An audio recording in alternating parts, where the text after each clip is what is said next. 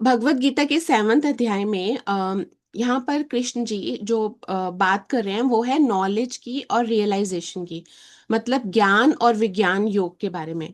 तो यहाँ पर क्या होता है कि कुरुक्षेत्र के मैदान में जब अर्जुन रथ पर खड़े होते हैं तो उनका मन बहुत ज्यादा भारी हो रहा होता है। वो चारों तरफ देखते हैं कि हर तरफ युद्ध हो रहा है बहुत ज्यादा। इवन शंख वगैरह बजा रहे हैं, युद्ध की तैयारी हो रही है। लेकिन अर्जुन के अंदर वही कंफ्यूजन, युद्ध चल रहा होता है। उनके अंदर एक अपनी स्ट्रगल चल रही होती है। वो कृष्ण जी को बोलते हैं कि मेरा मन बहुत ज्यादा कंफ्यूज है, भ्रमित है। तो मैं नहीं समझ पा रहा कि क्या सही है क्या गलत है। कभी डर लगता है, कभी लगता है कि मैं गलत कर रहा हूँ, कभी कंफ्यूजन फील होती है, कभी लगता है मैं यहाँ से भाग जाऊं। तो मैं जानना चाहता हूँ कि ये जीवन आखिर है क्या। तो कृष्ण जी उनको बड़े मुस्कुरा कर बोलते हैं कि मैं तुम्हें समझाता हूँ कि जीवन क्या है। तो कहते हैं, अर्जुन आज मैं तुम्हें ज्ञान और विज्ञान के योग के बारे में बताऊंगा।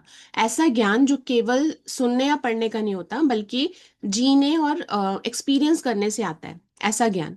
तो ज्ञान और विज्ञान के बारे में वो बताते हैं कि होता क्या है, दोनों में क्या फर्क है। तो बताते हैं कि ज्ञान जो होता है वो है सत्य को समझना, मतलब जो ट्रुथ है उसको समझना। और विज्ञान होता है कि उस सच को, उस सत्य को अपने जीवन में इम्प्लीमेंट करना, अनुभव करना। ठीक है। तो वो आगे बताते हैं कि एक तरह से ज्ञान हो गया चीजों को समझना, विज्ञान हो गया उसको अपनी लाइफ में, उस नॉलेज को अपनी लाइफ में इम्प्लीमेंट करना। सो केवल जानना इनफ नहीं होता, हमें अपनी लाइफ में वो चीज इंप्लीमेंट करनी भी होती है। जैसे हम गीता पढ़ते हैं, भगवत गीता को समझते हैं, जब तक हम उसको अपनी लाइफ में इंप्लीमेंट नहीं करेंगे तो उसका फायदा नहीं है। तो अगर मैं बिल्कुल सिंपल लैंग्वेज में बोलूं कि ज्ञान का मतलब है सच को समझना, और विज्ञान का मतलब है उस सच को जीना। तो ये अध्याय पूरा उसके बारे में ही है। सिर्फ जानना इनफ नहीं है, उसको कैसे इम्प्लीमेंट करना है और मतलब अपनी लाइफ में कैसे उतारना है। जब तुम उस तरह से लाइफ में उतारोगे, वो अर्जुन को बोलते हैं, तो तुम्हारे अंदर से अपने आप ये सारी कंफ्यूजन, ये सारा भ्रम खत्म हो जाएगा और तुम्हें स्पष्ट समझ आएगा कि मुझे क्या करना है।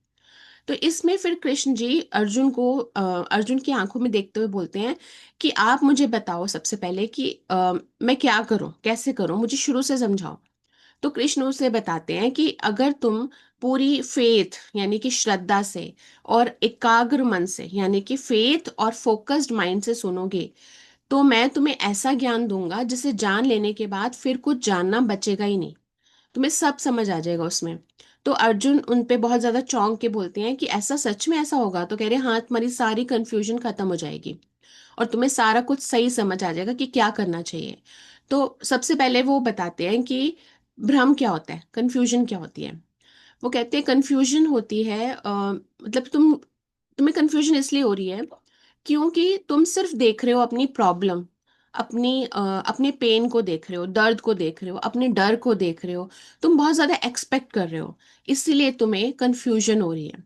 सेम थिंग अगर हम अपनी लाइफ के साथ देखें तो हम अपनी पेन को देखते हैं, हम अपनी समस्याओं को देखते हैं, अपने चैलेंजेस को देखते हैं। डर हमारे अंदर आ रहा होता है कि ये हो गया तो क्या होगा, वो होगा तो क्या होगा, और हम बहुत ज्यादा एक्सपेक्ट कर रहे होते हैं। अगर तुम ये सब ना रखो तो तुम्हारे दिमाग में कभी कंफ्यूजन हो ही ना। ठीक है। तो मतलब सही बताऊं तो हमारी लाइफ में भी यही प्रॉब्लम है। लेकिन तुम ये नहीं देख पा रहे हो कि ये हो क्यों रहा है। जैसे अगर युद्ध हो रहा है तो क्यों हो रहा है, इसका उद्देश्य क्या है, इससे तुम्हारी आत्मा क्या सीख रही है इस युद्ध से। सेम वे जब हमारी लाइफ में चैलेंजेस होते हैं तो हम सिर्फ चैलेंजेस के बारे में सोच रहे होते हैं। हम सोच रहे होते हैं कि अब मेरे साथ क्या होगा, आगे क्या होगा, ये मेरे साथ बुरा कर रहा है, वो मेरे साथ बुरा कर रहा है। लेकिन हम ये नहीं देख पा रहे होते कि ये मेरे साथ हो क्यों रहा है, इसका ओवरऑल पर्पस क्या है, ये हमारे हमारे ऊपर कैसे प्रॉब्लम क्रिएट करेगा, क्यों हो रहा है, कैसे निकलेंगे हम इससे। मेरा कहने का मतलब है हम सिर्फ प्रॉब्लम पे कॉन्सेंट्रेट कर रहे होते हैं। तो उन्होंने बोला जब इंसान केवल बाहर की सिचुएशंस को देखता है तो उन्हें कंफ्यूजन होती है, उनको समझ नहीं आता, उन्हें जीवन जैसे भारी लगने लगता है। लेकिन जब वो खुद के अंदर खुद अपने अंदर सेल्फ के साथ समझता है और ओवरऑल समझता है कि संसार का क्या नियम है, यानी यूनिवर्स कैसे काम करता है, यूनिवर्स का क्या नियम है, तो उसको सारी क्लैरिटी आ जाती है।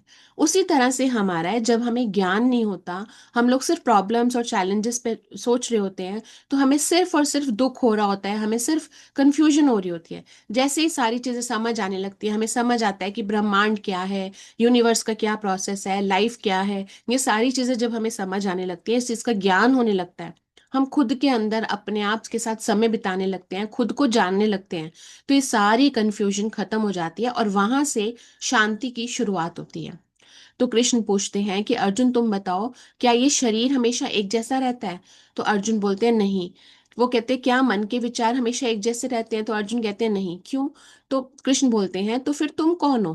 क्या तुम शरीर हो? क्या तुम विचार हो? तो अर्जुन इस पे शांत रहते हैं। कृष्ण कहते हैं कि जब इंसान ये समझ लेता है कि क्या स्थायी है क्या अस्थायी है, मतलब क्या परमानेंट है क्या टेम्परेरी है, किस पर हम कंट्रोल कर सकते हैं किस पर नहीं कर सकते, मैं सिर्फ शरीर मन नहीं हूं, इससे भी कहीं ज्यादा हूं। हमारा सिर्फ कंसंट्रेशन क्या होता है, एक तरह से अपने हम शरीर के बारे में सोच रहे हैं, हम अपने टेम्परेरी चीजों के बारे में सोच रहे हैं, तो जिससे चिंता आती है, डर आता है बहुत ज्यादा, हम बहुत ज्यादा चीजों से अटैच हो जाते हैं, ये रीजन है। तो सच्चा ज्ञान क्या करता है वो बताते हैं। सच्चा ज्ञान मतलब डर को धीरे धीरे कम करने लगेगा, एंजाइटी टेंशन्स को आप संभालने लगोगे, आप उनको कंट्रोल करने लगोगे, आप डिसीजन लेने लगोगे कॉन्फिडेंटली, आपके अंदर से डर खत्म होने लगेगा। तो ये ज्ञान सिर्फ इंफॉर्मेशन नहीं है, वो कहते हैं अर्जुन ये सिर्फ इंफॉर्मेशन नहीं है, ये तुम्हें अंदर से मजबूत बनाता है। तो ज्ञान हम सबके लिए बहुत जरूरी है, वो हमें अंदर से मजबूत बनाता है। तो फिर कृष्ण जी बहुत ही आराम से प्यार से बोलते हैं अर्जुन को, तुम्हें आंसर्स ढूंढने के लिए हर जगह भटकने की जरूरत नहीं है। अगर तुम पूरे फेथ के साथ श्रद्धा के साथ खुले मन से समझो, अपने आप को ब्लॉक करके मत समझो, खुले मन से समझो, ईगो और खुद से जो एज्यूम कर रहे हो एक्सपेक्ट कर रहे हो वो छोड़ दो। तो जब तुम इस तरह से समझोगे, खुले मन से चीजों को देखोगे, पूरे फेथ से सुनोगे, तो तुम्हारी गहरी समझ अपने आप शांति लेकर आएगी। जैसे जैसे तुम्हें गहराई में समझ होती जाएगी, तुम शांत होते जाओगे। उन्होंने मुस्कुराकर कहा, पूरा ज्ञान इंसान को बाहर से नहीं अंदर से मजबूत बनाता है। ज्ञान विज्ञान योग हमें सिखाता है कि सिर्फ केवल नॉलेज लेना इनफ नहीं है, ज्ञान को जीवन में उतारना जरूरी है, मतलब इम्प्लीमेंट करना है, अपने अंदर बसाना है उस ज्ञान को। जब ज्ञान हम एक्सपीरियंस करते हैं तो कंफ्यूजन दूर हो जाती है, और तब जीवन में क्लैरिटी आती है, शांति आती है, सेटिस्फेक्शन आती है। जहां समझ पूरी होती है वहीं खोज खत्म होती है, वहां से शांति शुरू होती है। तो कृष्ण कह रहे हैं यहाँ पे कि पूरा ज्ञान तुम्हें अंदर से स्ट्रांग बना देता है, उस ज्ञान को समझो और उसको अपनी लाइफ में एक्सपीरियंस करो। ये वो इस चीज की एश्योरेंस देते हैं यहाँ पर। ये हमारे की पॉइंट आया अभी तक। सेकंड है कि why very few people truly understand life. अब ऐसा क्यों होता है, बहुत ही कम लोग हैं जो पूरी तरह से लाइफ को समझ पाते हैं, सारे लोग नहीं समझ पाते। तो कृष्ण कहते हैं अर्जुन जान लो कि जीवन को सच में समझना बहुत कम लोगों के लिए ही पॉसिबल है। सो अर्जुन पूछते हैं कि ऐसा क्यों है, सारी दुनिया में तो हजारों लोग हैं लाखों लोग हैं, फिर भी लोग कंफ्यूजन में क्यों जीते रहते हैं और उसी में चले जाते हैं? तो कृष्ण मुस्कुराते हुए समझाते हैं कि देखो अर्जुन, हजारों में से कुछ ही लोग हैं जो सच्चाई की खोज करते हैं। पहले तो हर किसी को सच्चाई जानने की कोई लालसा नहीं है, वो जैसे जी रहे हैं जी रहे हैं। उनमें से जो बहुत कम लोग हैं वो अपने अंदर की सच्चाई को असल रूप में जान पाते हैं, वो बहुत ही कम लोग होंगे। सो क्यों कम लोग सच को समझ पाते हैं? तो कृष्ण अर्जुन की आंखों में देखते हुए कहते हैं कि क्यों ऐसा होता है, मुझे इसके बारे में बताओ। तो लोग अपनी इच्छाओं में इतने ज्यादा बिजी हैं, जैसे पैसा, नाम, शक्ति और रिलेशनशिप, आराम में, और जो चीजें उन्हें टेम्परेरी आराम देती हैं उनमें, वो इतने इतना ज्यादा खोए हुए हैं, इतना ज्यादा बिजी हैं, उनका फोकस सारा सारा उन पर होता है। उनके मन में हमेशा यही सवाल होता है कि मुझे अब क्या मिलेगा, मुझे इसके ऊपर क्या मिलेगा, मुझे अब ये लेना है, मुझे अब वो लेना है। उनके अंदर वो डिटर्मिनेशन नहीं है, वो उनके अंदर वो लालसा ही नहीं है कि मुझे आगे कुछ ज्ञान के बारे में समझना है। सफलता और सुख के पीछे भाग रहे होते हैं वो लोग। समाज क्या सोचता है, एक्चुअली लोग क्या सोचते हैं, कंपैरिजन कर रहे होते हैं, कंपटीशन कर रहे होते हैं। अब इस सब के पीछे भागते हुए इंसान कभी अपने अंदर जांच ही नहीं कर पाता, अपने अंदर एनालिसिस ही नहीं कर पाता, अपने अंदर को समझ ही नहीं पाता, सेल्फ रिफ्लेक्शन इनर वर्क नहीं कर पाता। बल्कि वो अपने आप के साथ बैठने में डरते हैं कि अंदर से हमें ये फील हो रहा है, अंदर से हमें ये फील हो रहा है। अगर उन्हें कहीं भी बहुत ज्यादा लग रहा है, अकेलापन फील हो रहा है, तो बाहर की तरफ भागते हैं कि मुझे ये मिल जाए, मुझे ये दोस्त मिल जाए। वो अपनी गलतियां देखना नहीं चाहते, अपने डर को समझना नहीं चाहते, अपने पुरानी जो भी मन में क्वेश्चन चल रहे हैं उसको सॉल्व नहीं करना चाहते, वो उस पर कड़ी मेहनत या साहस नहीं करना चाहते। तो बहुत कम लोग हैं जो इसे करने की हिम्मत रखते हैं। सो सच्ची समझ कहाँ से आती है? कृष्ण कहते हैं कि अर्जुन, जीवन को समझने के लिए सिर्फ स्मार्ट होना या पढ़ाई करना, डिग्री या एक्सपीरियंस लेना काफी नहीं है। उसके लिए सेल्फ अवेयरनेस चाहिए, which is very important point, self awareness.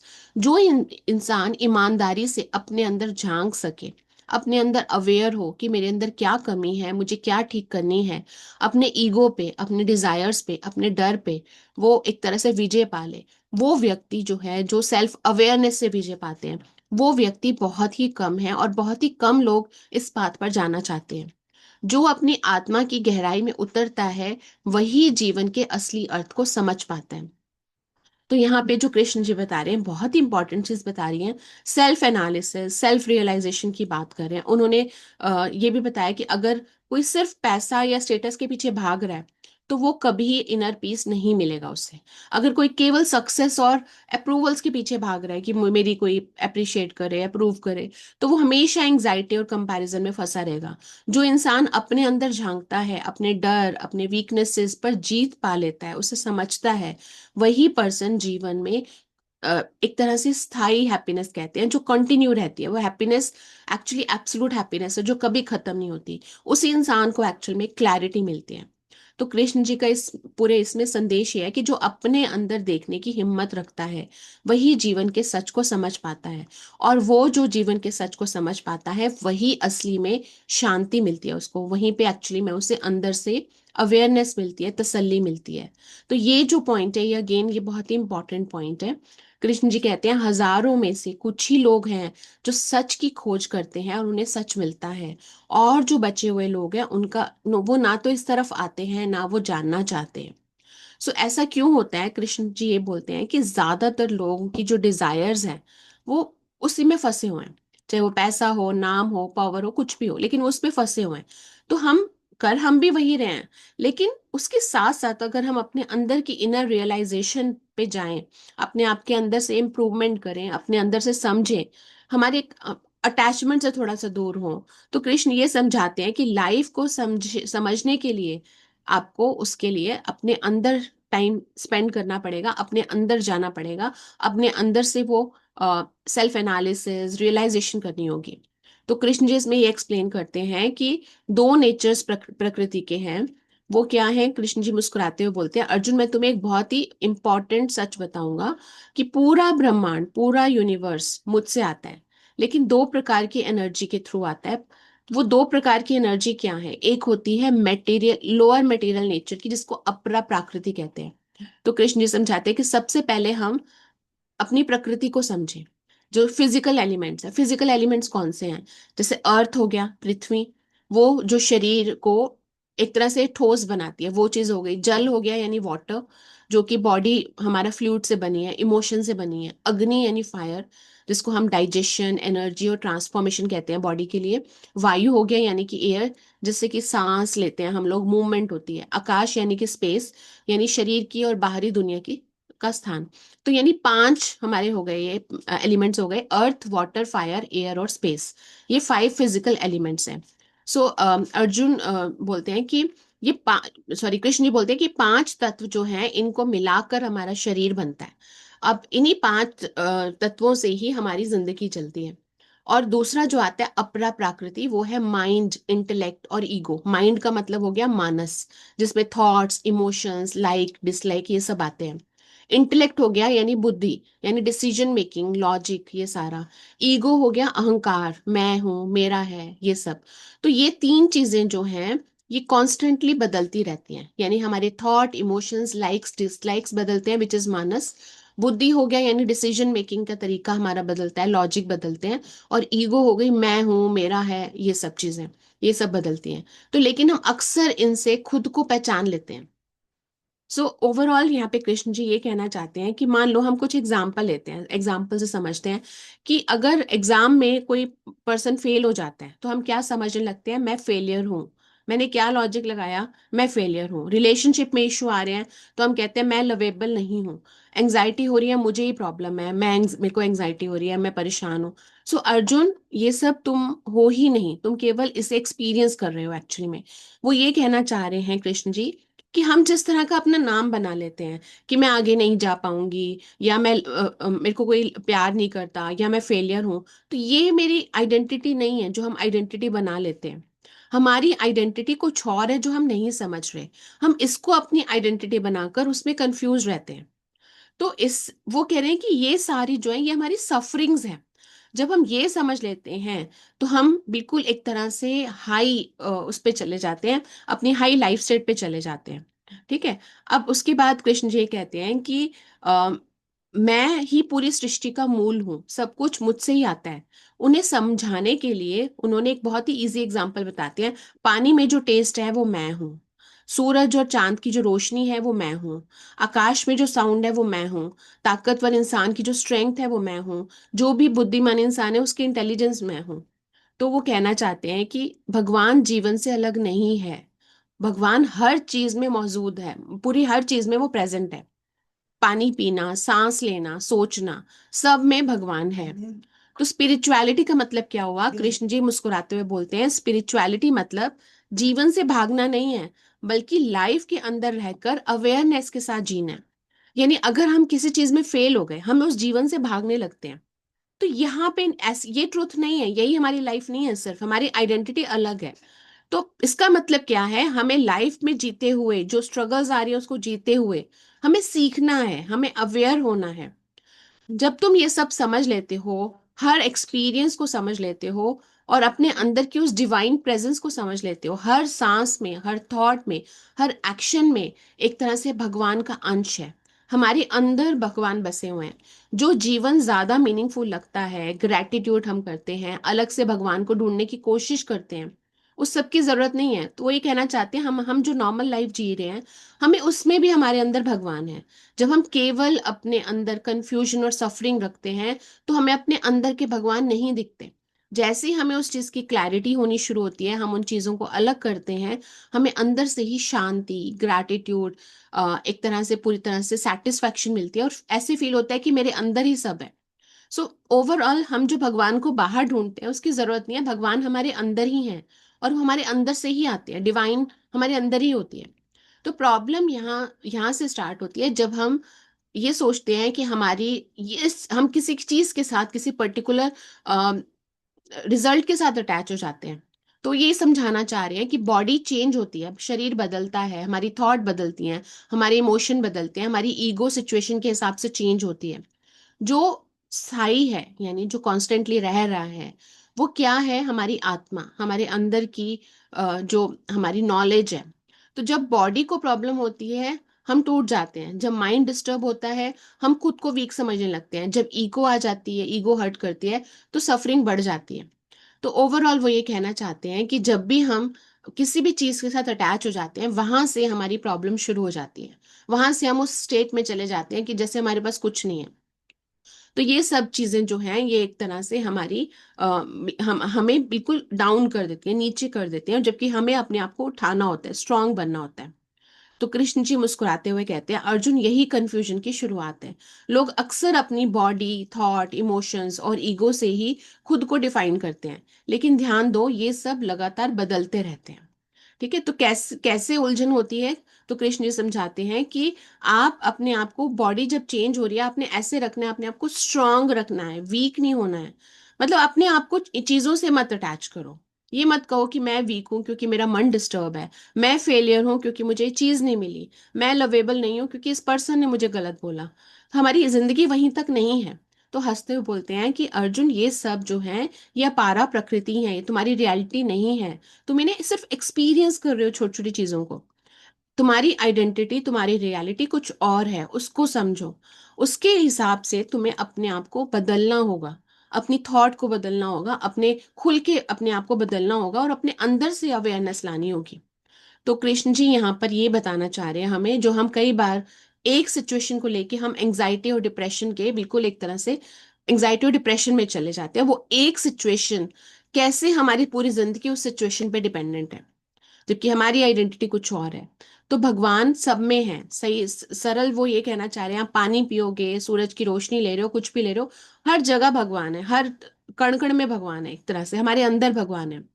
तो कृष्ण ने अर्जुन की आंखों में देखते हुए उन्हें बोलते हैं कि मैं जीवन से अलग नहीं हूं, तो मुझे अलग मत समझो। मैं हर चीज में हूँ, हर उस चीज में हूँ जो आप लोग कर रहे हो, जो यूज कर रहे हो, जो अपने जीवन में लाए हो।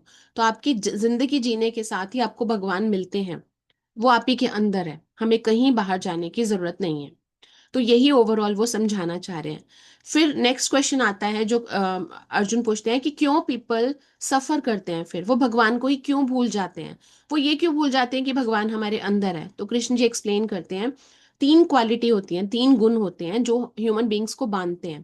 पहला है सत्वा, सत्वा को कहते हैं प्योरिटी, क्लैरिटी, यानी कि समझदारी, विजडम, कामनेस, शांति, बैलेंस, ये चीजें होती हैं। फिर आता है राजस, राजस का मतलब होता है कि डिजायर, हमारी हमारे एम्बिशन, हमारे डिजायर, हमारी अटैचमेंट किसी चीज से, जिसके कारण हम बहुत रेस्टलेस हो जाते हैं। फिर आता है तामस, तामस मतलब हमारा इग्नोरेंस का बिहेवियर होता है, यानी लेजीनेस, कंफ्यूज हो जाना, नेगेटिविटी आना। तो ये सारी सफरिंग्स इन्हीं के कारण होती हैं। और हम ज्यादातर पीपल जो है वो डोमिनेटेड होते हैं राजस और तामस से। राजस मतलब डिजायर से, और तामस मतलब इग्नोरेंस से। हम हर बात में लेजी हो जाते हैं, हमें पता होता है हमें क्या करना चाहिए, पर हम फिर भी लेजी हो जाते हैं। हमें पता होता है हमें कंफ्यूजन में नहीं जाना, हम फिर कंफ्यूजन में जाते हैं, फिर नेगेटिविटी में जाते हैं। तो ये चीजें हमारे ऊपर हावी हो जाती हैं अक्सर। सो अब आता है कि जब ये हावी होती है तो हमें कैसे करना चाहिए, हमें अपने आप को इस स्टेट में हमेशा रखना चाहिए कि हम इन्हें अपने आप को कंट्रोल ना करें। तो कुरुक्षेत्र के मैदान में अर्जुन फिर से यही नेक्स्ट क्वेश्चन पूछते हैं कि आप मुझे समझाओ कि हम इनसे कैसे बचें, किस तरह से हम अपने आप को कंट्रोल करना सीखें। तो कहते हैं कि इंसान क्यों सफरिंग में फंसता है, क्योंकि वो अक्सर अपनी हायर नेचर और अपने अस्तित्व को भूल जाता है। हमारा अस्तित्व ह्यूमन, ये बॉडी नहीं है, इसके पीछे हमारे गुण हैं, हमारी कई चीजें हैं। तो अक्सर इंसान ये सारी चीजें भूल जाते हैं। इंसान ये भूल जाता है कि मैं एक्चुअल में आत्मा है जो परमानेंट है, शरीर तो चला ही जाएगा। वो ये सब भूल जाता है, और इस सब से जो दुनिया में हो रहा है, लेथार्जिक हो रहे हैं, कंफ्यूज हो रहे हैं, नेगेटिव हो रहे हैं बात बात पे, रिस्पॉन्सिबिलिटी से भागने लगते हैं, डरने लगते हैं, हमारे अंदर से करेज पूरी खत्म हो जाती है, हमारे अंदर सारी नेगेटिविटी वाली चीजें आ जाती है, वो हमारे ऊपर हावी हो जाती हैं, फिर हम उससे निकल ही नहीं पाते। तो वो क्लियरली बताते हैं कि ज्यादातर दुख इसलिए होते हैं क्योंकि लोग राजस और तामस के कंट्रोल में आ जाते हैं। लोग प्लेजर के पीछे भागने लग जाते हैं, जिसको राजस कहते हैं। वो रिस्पॉन्सिबिलिटी से बचने लगते हैं, जो कि तामस है। सो इस प्रोसेस में वो अपने ही हायर नेचर या ईश्वर को भूल जाते हैं। सफरिंग का कारण क्या है, तो वो ये बता रहे हैं कि हम ऊपर से भगवान का नाम ले रहे हैं, लेकिन हम अपने आप को अंदर से बदल नहीं रहे हैं। तो हायर नेचर का मतलब ये हो गया कि हमें अपने इन चीजों, ये चीजें हमें कंट्रोल ना करें। हमें इतना स्ट्रांग बनना है कि हमें पता हो कि हाँ, हमें इन चीजों के कंट्रोल में नहीं आना, हमें अपने माइंड को कंट्रोल आना चाहिए, करना आना चाहिए। तो अपने थॉट्स, इमोशंस, एक्शंस को समझना चाहिए, जिसको अवेयरनेस कहते हैं। हमें ये समझना होगा कि सिर्फ बॉडी और माइंड ही नहीं है, हमारा इनर अवेयरनेस बहुत इंपॉर्टेंट है, जिसको हम कॉन्शियसनेस कहते हैं। अंदर की विजडम, अपने अंदर की गाइडेंस को सुनना होगा। हमारे अंदर ही अपने आप हमें चीजों के आंसर मिल रहे होते हैं, इनर विजडम जिसको हम कहते हैं। कनेक्शन विद द डिवाइन, जो हम कहते हैं हर चीज में डिवाइन है, हर चीज में भगवान है, हमारे अंदर भी भगवान है।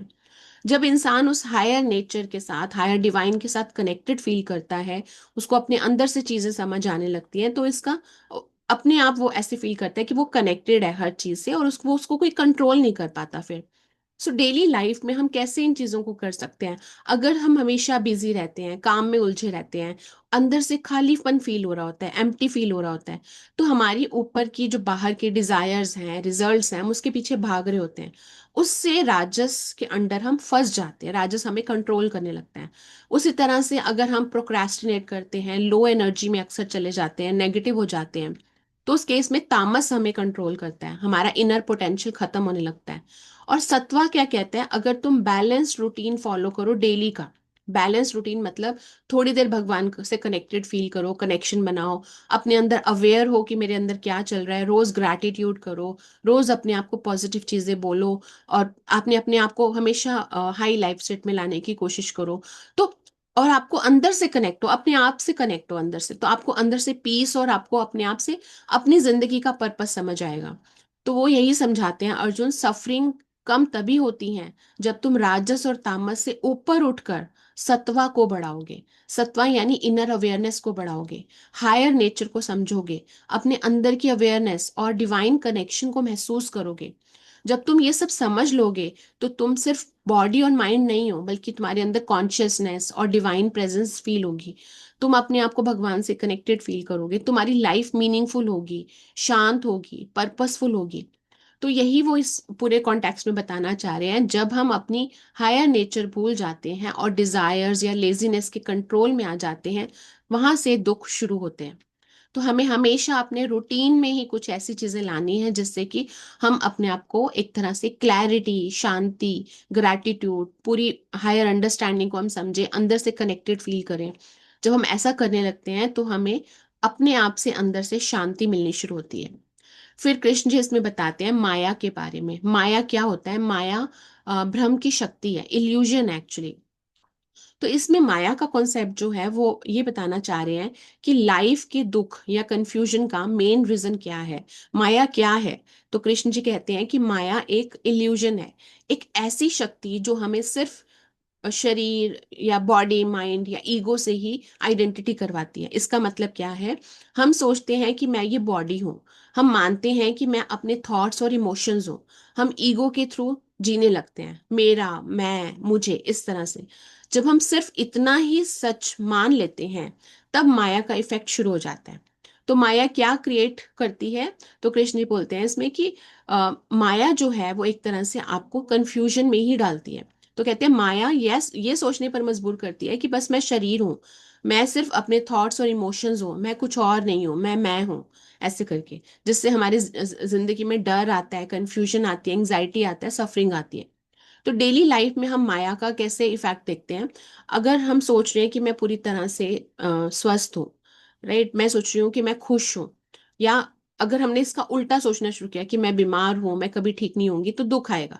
वहां पे अगर मैंने पॉजिटिव सोचना शुरू करा तो मैं उसी तरह से पॉजिटिवनेस से उस चीज से निकलूंगी।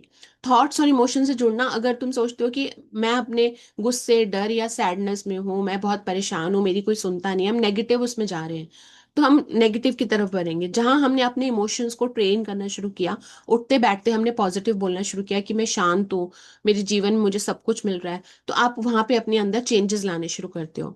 ईगो है, अगर अगर आप, हमारे अंदर ईगो बहुत ज्यादा बढ़ती जा रही है कि सब कुछ मेरा है, ये मेरा है, मैं किसी को नहीं दूंगी, कंपैरिजन में है, जेलसी में है, डिससेटिस्फेक्शन में है, जहां हम अपने अंदर इस चीज पे कंट्रोल पाने लगते हैं, हम चेंजेस करने लगते हैं अपने अंदर, तो हम उसको भी एक तरह से अपने कंट्रोल में ले लेते हैं।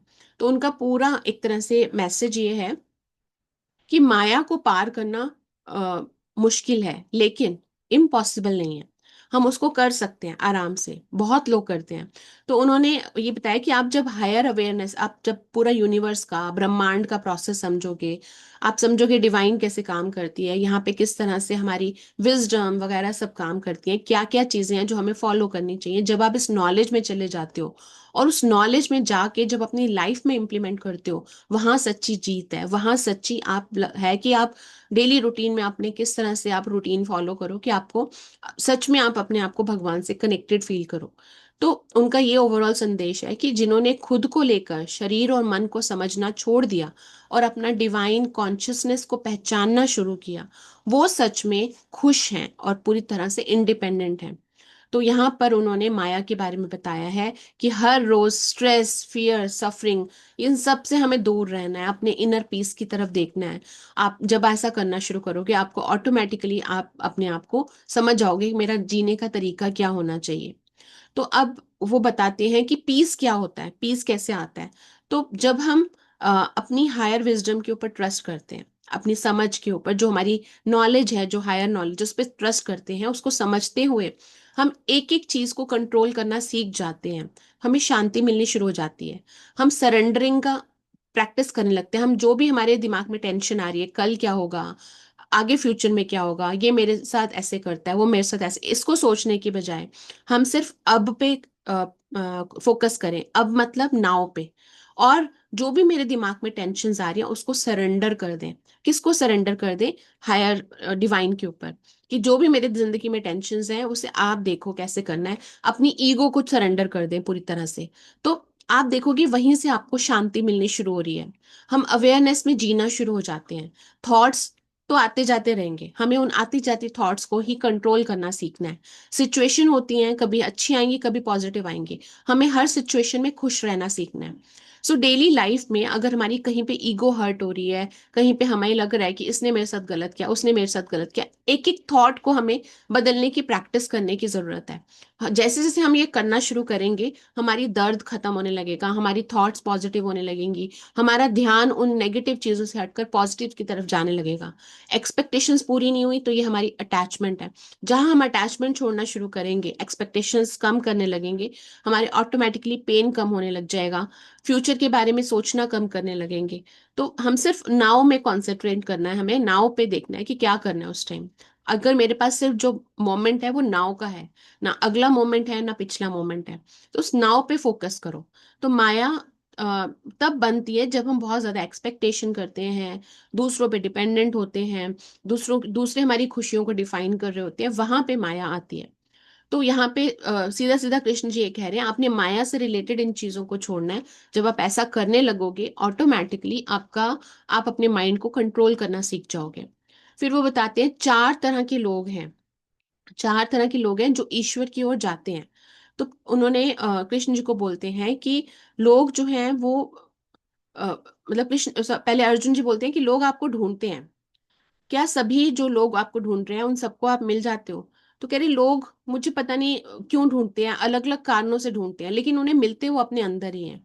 जो दुख में होते हैं, पहले तो जिनको दर्द हो रहा होता है, दुख में है, बीमार होते हैं, सफरिंग में होते हैं, दर्द में है, वो मुझे ढूंढ रहे होते हैं। तो जब जीवन उनको भारी लगने लगता है, उनको जीना मुश्किल होने लगता है, दुख इतना बढ़ जाता है कि वो मदद के लिए कोई मिलता नहीं है, तो भगवान को बुलाते हैं। उस केस में मुझे लोग बुलाते हैं, या तो बीमारी में या जीवन की प्रॉब्लम्स में, या कोई उनका कोई रिलेटिव उनका क्लोज जो है वो चला जाता है, उस केस में वहां पे वो बुलाते हैं। या जो सॉल्यूशन ढूंढ रहे होते हैं किसी प्रॉब्लम के लिए, वो कहीं कोई प्रॉब्लम में ऐसा वो स्टक हो जाते हैं, चाहे वो करियर में, रिलेशनशिप में, कहीं भी जहां उनको सही रास्ता नहीं मिल रहा होता, सही डिसीजन नहीं ले पा रहे होते, वहां मुझे बुलाते हैं। या ऐसे लोग हैं जो ज्ञान की खोज में मुझे बुलाते हैं, जो कुछ लोग हैं जो सिर्फ ये समझना चाहते हैं, सच को समझना चाहते हैं, वो मुझे बुलाते हैं। जो अपने अंदर सेल्फ रियलाइजेशन करना चाहते हैं वो मुझे बुलाते हैं। वो अंदर से जानना चाहते हैं कि असलियत में है क्या, नॉलेज में समझना चाहते हैं कि भगवान क्या है। वो इनर ग्रोथ के लिए, क्यूरियोसिटी के लिए मुझे बुलाना चाहते हैं, जिसके लिए वो मेडिटेशंस करते हैं, बहुत ज्यादा योग करते हैं, वो लोग हैं। या कुछ ऐसे समझदार लोग हैं जो जिनमें एक्सपेक्टेशन नहीं होती, जो सिर्फ प्यार और उसके लिए मुझे बुलाना चाहते हैं, जो लोग सिर्फ मुझसे जुड़ना चाहते हैं, जो मेरे साथ कनेक्शन बनाना चाहते हैं, फेथ रखते हैं, जो अंडरस्टैंडिंग लेना चाहते हैं, जो भगवान को रियली में प्यार करते हैं, वो लोग सबसे ज्यादा मेरे करीब हैं। जो समझना चाहते हैं इस सबको और अपनी जिंदगी में इम्प्लीमेंट करना चाहते हैं, उनको मैं कहता हूँ समझदार लोग, जो वाइज लोग हैं। तो कृष्ण जी का कहना ये है कि अर्जुन, ये चारों तरह के जो लोग हैं वो महान हैं वैसे तो, लेकिन हर रीजन उनका वैलिड है। दुख है तो ठीक है, वो भगवान को बुला रहे हैं, लेकिन मेरे लिए वो इम्पोर्टेंट हैं, वो सबसे ज्यादा हैं जो सच में नॉलेज के लिए मुझे बुला रहे हैं और जिनकी एक्सपेक्टेशन नहीं है, वो जीवन जीते हुए समझना चाह रहे हैं और उसको इम्प्लीमेंट करना चाह रहे हैं। वो लोग मेरे सबसे करीब हैं एक्चुअली में। तो उनका वो ये ओवरऑल मैसेज इसमें ये देना चाहते हैं कि स्पिरिचुअलिटी के पास मदद के लिए जाना बिल्कुल ठीक है, एक तरह से भगवान के पास जाना ठीक है। दुख, कंफ्यूजन या किसी भी प्रॉब्लम में भगवान को याद करना गलत नहीं है।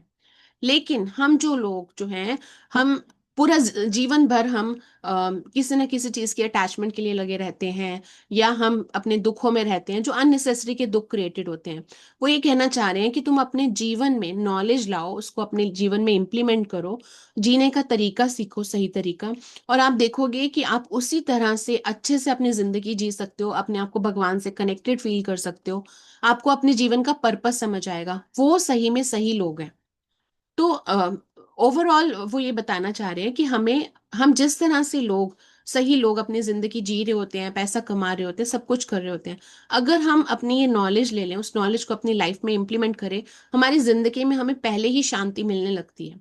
बजाय इसके कि जब दुख आ रहे हैं और तब जाके हम सफरिंग में हैं, तब जाके हम भगवान को बुलाएं। फिर उसके बाद कुरुक्षेत्र के मैदान में अर्जुन फिर से क्वेश्चन पूछते हैं उनसे कि प्रभु, बहुत लोग भगवान की पूजा करते हैं लेकिन फिर भी उनके जीवन में प्रॉब्लम्स खत्म ही नहीं होती, ऐसा क्यों है? पूजा करते हुए भी खत्म नहीं हो रही होती। तो कहते हैं अर्जुन, मैं तुम्हें समझाता हूँ, बहुत लोग इच्छा, डर डर के कारण मेरी पूजा करते हैं। अगर मैंने ये नहीं किया तो भगवान से ये हो जाएगा, ये नहीं किया तो ये हो जाएगा। कुछ डिजायर भी होती है, मुझे ये चीज चाहिए तो मुझे और पूजा करनी है, जैसे ही वो चीज मिल गई पूजा छोड़ दी या भगवान का नाम लेना छोड़ दिया। तो मैं ऐसे उन लोगों को नहीं मिलता जो डिजायर बेस्ड हैं, डर के बेस्ड हैं। वो लोग जो लोगों को क्लैरिटी मिलती है, जो लोग क्लैरिटी जानना चाहते हैं, समझना चाहते हैं, मैं उनको जल्दी मिलता हूँ। तो डिजायर के कारण भक्ति, यानी कि वो ये कहना चाहते हैं, कुछ लोग पूजा करते हैं ताकि उन्हें सक्सेस मिले, उन्हें ये पैसा मिल जाए, उनको ये घर मिल जाए, उनकी रिलेशनशिप अच्छी हो जाए, इस तरह से।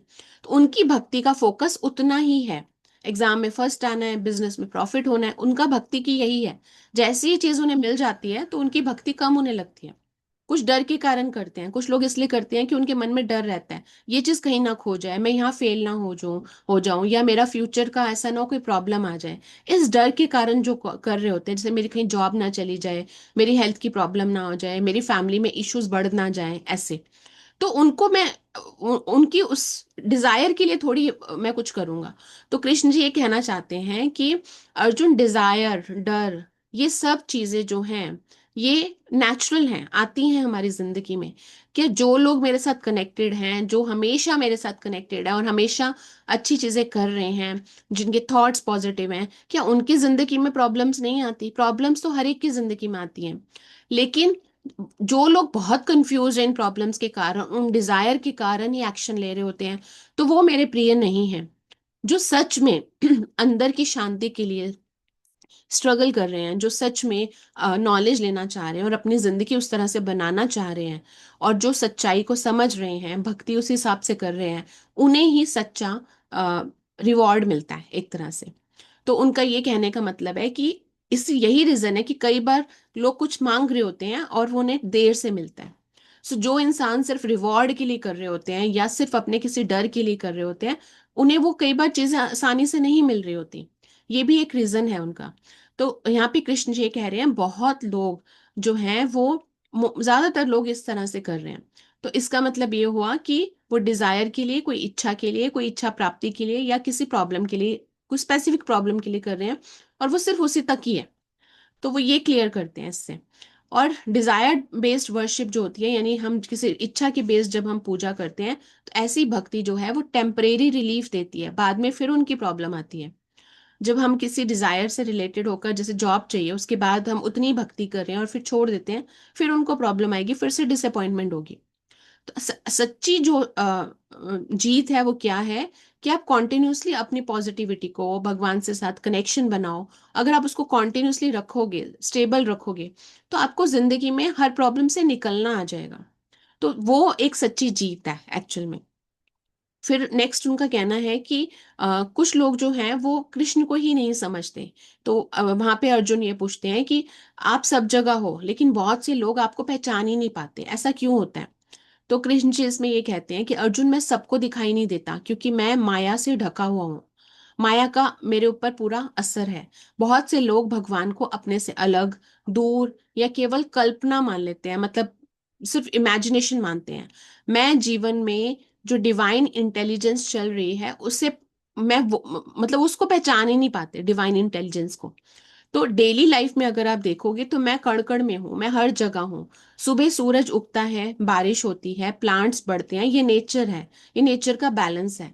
बॉडी का ऑटोमेटिक हीलिंग सिस्टम है, चोट लगने पर हील होता है, फीवर होता है तो रिकवर होते हैं। सो सही समय पर मिलने वाले लेसन्स जो हैं, यानी कि हम जो मिस्टेक हम कर रहे हैं वही हमें ग्रोथ दे रही है, वही हमें नॉलेज दे रही है, वो हमें एक मौका देती है इम्प्रूव करने का, लेकिन हम उसे देख नहीं पाते। तो ये सब जो है ये ईश्वरीय बुद्धि के एक तरह से सिग्नल्स हैं। तो माया के कारण हम इन नॉर्मल चीजों को हम कोइंसिडेंस मान लेते हैं और हम उससे लर्निंग नहीं लेते। तो कृष्ण कहाँ है? कृष्ण ये बोलते हैं कि मैं कहीं बाहर नहीं हूँ, मैं हर एक्सपीरियंस में काम कर रहा हूँ, हर व्यक्ति में हूँ, हर सिचुएशन में हूँ, हर घटना में हूँ, हर थॉट में हूँ। बस तुम्हें अवेयरनेस की जरूरत है। जब तुम्हारा मन सच में ओपन होता है और माया का पूरा पारा हट जाता है, तो तुम मुझे देख पाते हो। और मैं हर जगह प्रेजेंट हूँ, छोटी छोटी चीजों में, नेचर में, अपने और दूसरों के अंदर, अपने अनुभवों, आप लोगों के अपने अनुभवों में मैं प्रेजेंट हूँ। तो उनका ये कहना है कि मुझे ढूंढने की जरूरत नहीं है, आपको बस अपने आप से कनेक्ट होने की जरूरत है। तो यहाँ पे ओवरऑल वो ये बताना चाह रहे हैं अभी तक जो हमने समझा कि लाइफ जो है वो लगता है कंफ्यूजिंग है जब तक हम उसको देख रहे होते हैं, मतलब उसकी अगर हम बिगर पिक्चर देखें तो लाइफ बहुत कंफ्यूजिंग लगती है। लेकिन एक्चुअल में अगर आप उसको आराम से समझो, आप सारा प्रोसेस समझो यूनिवर्स का, समझो डिवाइन का प्रोसेस, तो आपको ये उतनी इजी लगने लगेगी। ज्यादातर सफरिंग जो है वो हमारी इच्छाओं के कारण आती है, हमारे डर के कारण आती है, हमारी इग्नोरेंस के कारण आती है। और जब हम इन चीज़ों से अवेयर होने लगते हैं, हमारे अंदर कॉन्शियसनेस आने लगती है, हमारे अंदर अंदर की विजडम हमारी जागती है, तो उतना ही हमारे लाइफ से स्ट्रेस एंजाइटी खत्म होने लगता है।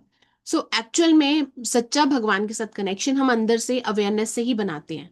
सो गॉड जो है वो हर जगह प्रेजेंट है, हर एक्सपीरियंस में, हर सिचुएशन में। हमें देखना है कि वो सिचुएशन हमारे लिए क्या लर्निंग लेकर आ रही है। मौके हमें बहुत मिलते हैं, हम उन मौकों को पहचान नहीं पाते। तो जब हम अपनी नॉलेज को अप्लाई करते हैं, उसे एक्सपीरियंस में लाते हैं रियल लाइफ में, सफरिंग अपने आप हमें समझ आता है सफरिंग को कैसे मैनेज करना है। हमें क्लैरिटी मिलती है उससे, और हमें हमें अपने दिल से हमें शांति मिलती है। तो ये ओवरऑल इस चैप्टर के अंदर है। और अगर हम इस पूरे चैप्टर को समझ रहे हैं तो हमें एक तरह से, हमें जिंदगी की हर प्रॉब्लम हमें कुछ सिखाने आई है, हमें उससे घबराना नहीं है। अगर हम किसी चीज में फेल भी होते हैं तो वो चीज शायद हमारे लिए सही ना हो और कोई बेटर चीज हमारे लिए हो। भगवान हमें ये इम्प्रूवमेंट का एक जरिया दे रहे हैं कि तुम इस चीज को इम्प्रूव करो। इम्प्रूव करके जब तुम आगे जाओगे, तुम्हें सही चीज मिलेगी, तो तुम्हारा ऑटोमेटिकली सक्सेस भी तुम्हें साथ में मिलेगी। बस उस फेथ की जरूरत है, उस फोकस की जरूरत है हमारे अंदर। जब हम उस तरह से चलते हैं, डेली हम हर चीज को ग्रैटिट्यूड करते हैं, भगवान को अपने अंदर फील करते हैं, एक तरह से हम अपने अंदर शांत मन से जब अपने साथ बैठते हैं, अवेयर होते हैं अपने अंदर, हमारे अंदर क्या चल रहा है, अपने आप को शांत करते हुए, अपने अंदर की सारी कंफ्यूजन निकालते हुए इम्प्लीमेंट करते हैं अच्छी चीजों को अपनी लाइफ में, डेली रूटीन में, तो अपने आप आपकी सिचुएशंस, आपके बंद रास्ते खुलने लगेंगे और आपको सही डायरेक्शन मिलने लगेगी। हम सिर्फ जिंदगी में भाग रहे हैं पैसे के लिए, सक्सेस के लिए, या हम दूसरों को दिखाने के लिए कंपैरिजन कर रहे हैं। उस सब की बजाय हमें थोड़ा रुक के अपने साथ टाइम स्पेंड करना है, उस नॉलेज को अपनी जिंदगी में इम्प्लीमेंट करना है। अपनी बॉडी, माइंड, थॉट, इमोशंस, जो चीजें बदल रही हैं, जो बार बार बदलती हैं, बार बार हर सिचुएशन के हिसाब से बदलती हैं, उन्हें कंट्रोल करना सीखना है। जब हम ये ऐसे करने लगते हैं तो ऑटोमेटिकली हमें सक्सेस मिलने लगती है जिंदगी में, हमारे लिए हमें लगता है कि हमारी लाइफ में शांति है, पीस है। और वो जो पीस है वो अंदर, हमारे अंदर तक हमें वो शक्ति दे रहा होता है।